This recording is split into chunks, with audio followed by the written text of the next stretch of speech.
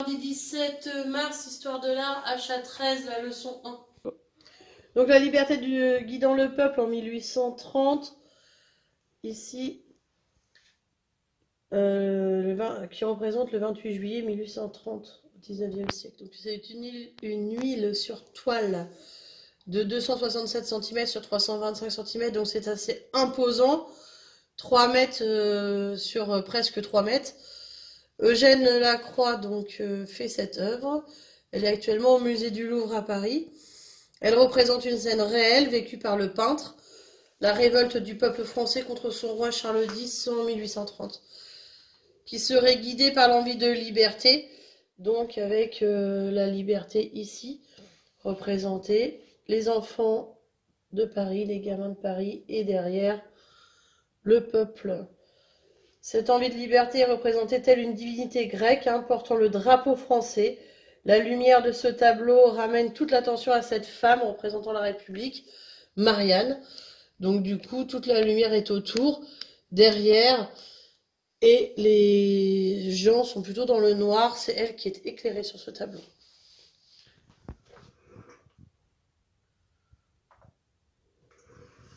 Donc la liberté guidant le peuple a un contexte historique assez particulier. C'est la chute de Napoléon Ier en 1814 qui a amené au pouvoir Louis XVIII, frère de Louis XVI.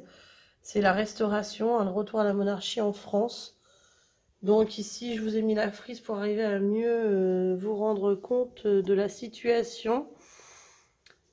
En 1830, les élections des libéraux, mais Charles X n'en tient pas compte et veut revenir à une monarchie absolue en commençant par remettre en cause la liberté de la presse, ce qui va forcément pas du tout plaire.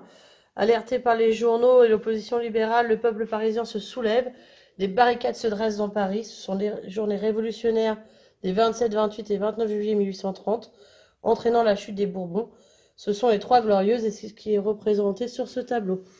Charles X va abdiquer, Louis-Philippe lui succédera, il deviendra roi des Français et le trône passe à la famille d'Orléans. Ça sera la monarchie de Juillet. Donc nous sommes en plein réalisme et romantisme ici. Donc on continue, on va travailler sur ce tableau.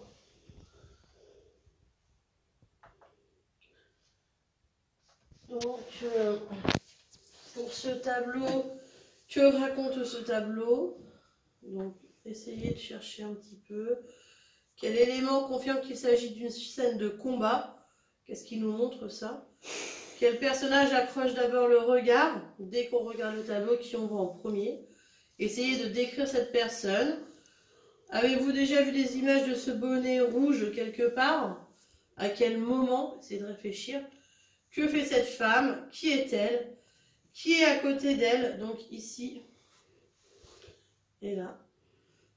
Quel accessoire porte-t-il?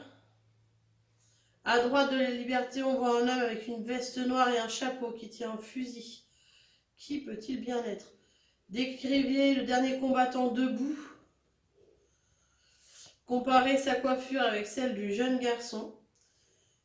Qui peut-il bien être? Et chercher un autre combattant. Ici, voilà. Donc dans les réponses, une fois qu'on a réfléchi un petit peu, je sais que c'est pas facile, je ne suis pas là, et on fait ça d'habitude un par un, en réfléchissant ensemble. Donc c'est un combat, une émeute, c'est une journée des Trois Glorieuses, on vient de le voir sur la frise chronologique.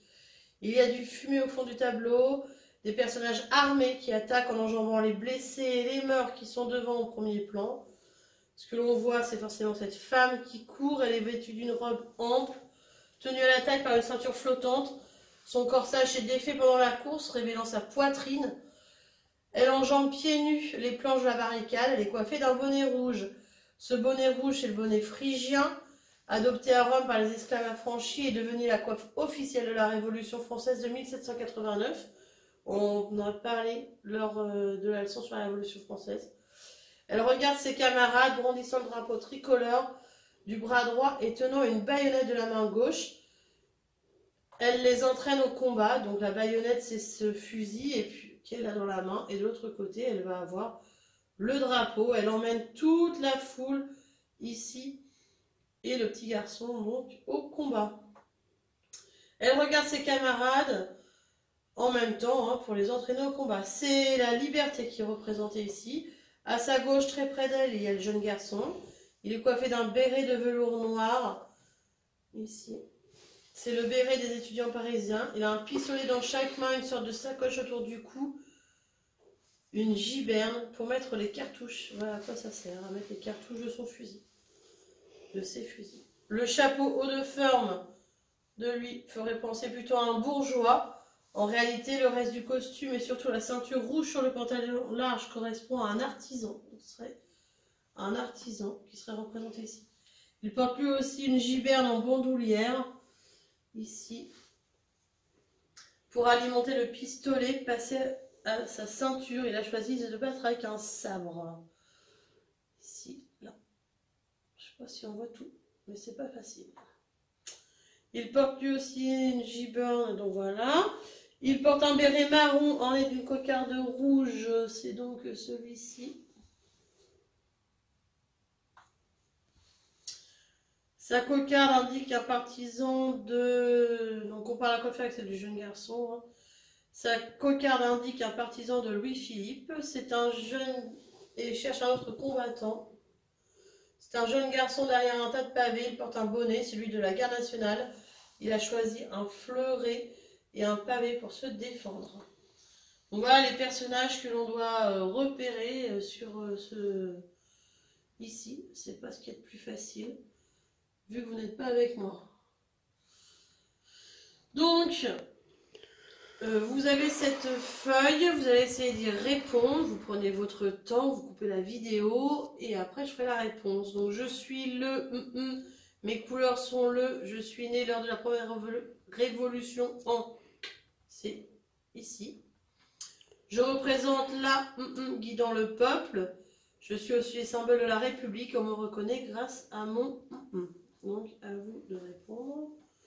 Nous combattons ici pour la liberté et la révolution. Nous sommes donc des Je suis ici derrière la cathédrale. Cette révolution a eu lieu dans cette ville en Et je suis un gamin de Paris. J'ai inspiré l'écrivain Victor Hugo pour imaginer le personnage de... Donc vous chercherez. Victor Hugo a donc écrit sur cet enfant. J'ai inscrit en dessous le nom de ce tableau et le nom du peintre. Donc quand vous avez... vous coupez la vidéo, vous le faites, vous essayez de réfléchir, vous pouvez chercher sur internet. Et du coup, après, on répond aux questions. Donc je suis le drapeau, mes couleurs sont le bleu, blanc, rouge. Je suis né lors de la première révolution en 1789. Ici je représente la liberté et je porte le bonnet phrygien. Derrière c'est Notre-Dame de Paris et la révolution a eu lieu en 1830, on l'a dit sur la fresque chronologique. Je suis un gamin de Paris, c'était Gavroche. Et les deux hommes, ce sont donc des révolutionnaires. Ce tableau il a été fait par Eugène Delacroix et il s'appelle La liberté guidant le peuple. Le tableau en quelques mots, vous pourrez donc le lire plus en détail. Et à la liberté, c'est la fille du peuple qui incarne la révolte et la victoire. Les gamins de Paris, à droite devant la liberté, figure un garçon, symbole de la jeunesse révoltée par l'injustice et du sacrifice pour les nobles causes. Il évoque avec son béret de velours noir l'étudiant. Le personnage de Gavroche, que l'on découvre dans Les Misérables, le livre de Victor Hugo, 30 ans plus tard. Donc ce tableau, il a inspiré beaucoup de monde. Le personnage à droite de la liberté avec le haut de forme pourrait être un autoportrait de Delacroix, c'est ce qu'on en pense. Et le paysage, forcément, avec les tours de Notre-Dame, symbole de la liberté, du romantisme, comme chez Victor Hugo. Situant l'action à Paris, quand même, la cathédrale paraît loin et petite par rapport aux figures. Les barricades que l'on voit, qui sont symboles de combat, et la lumière du soleil couchant qui se mêle à la fumée des canons, mettant bien sûr en valeur la liberté, cette femme au plein milieu. Le tableau glorifie le peuple citoyen, noble, beau et grand.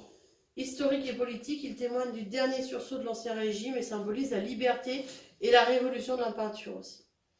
Réaliste et novateur, le tableau fut rejeté par la critique, habitué à voir célébrer le réel par des concepts.